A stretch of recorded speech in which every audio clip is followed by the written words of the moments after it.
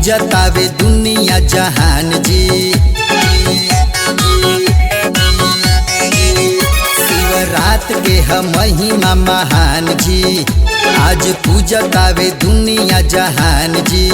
मन भोला जी के भगती में लाग जाला हो, लाग जाला हो। बेल पतवे पे होई जाले खुश, रामा सुतल की समतिया भी जाग जाला हो। बेल पतवे पे होई जाले खुश, रामा सुतल की समतिया भी जाग जाला हो, जाग जाला हो, जाग जाला हो।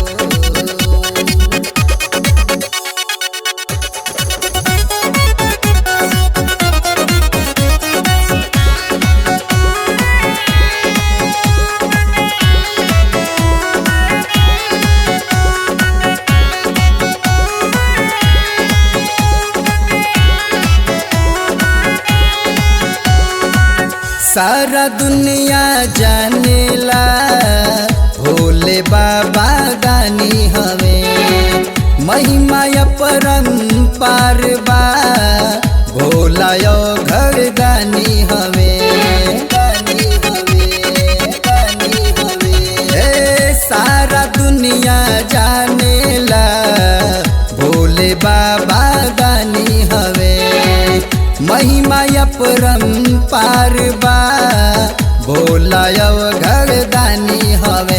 शिवरात में विपत सारा भाग जाला हो, भाग जाला हो। बेल पतवे पे होई जाले खुश, रामा सुतल की समतिया भी जाग जाला हो। बेल पतवे पे होई जाले खुश, रामा सुतल की समतिया भी जाग जाला हो।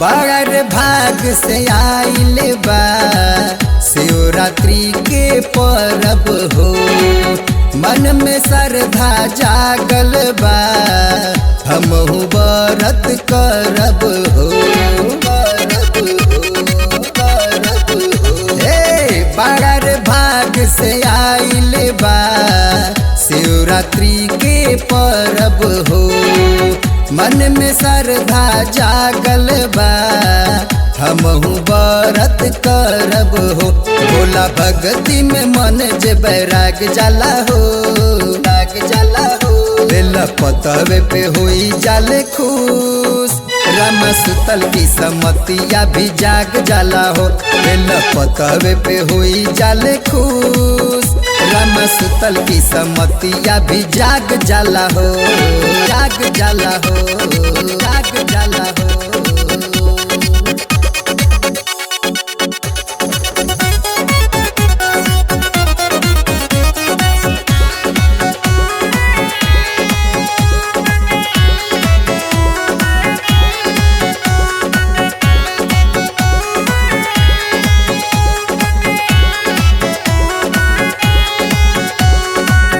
नर नारी सब झूमता, झूमे धरती अंबर हो।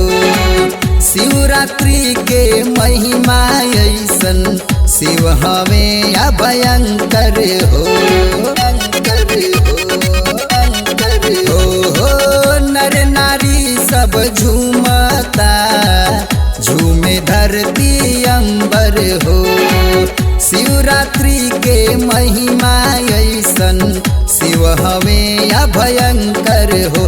सूरज पल भर में बन सब काज जाला हो, काज जाला हो। बेल पतवे पे होई जाले खुश, रामा सुतल की समतिया भी जाग जाला हो। बेल पतवे पे होई जाले खुश, रामा सुतल की समतिया भी जाग जाला हो।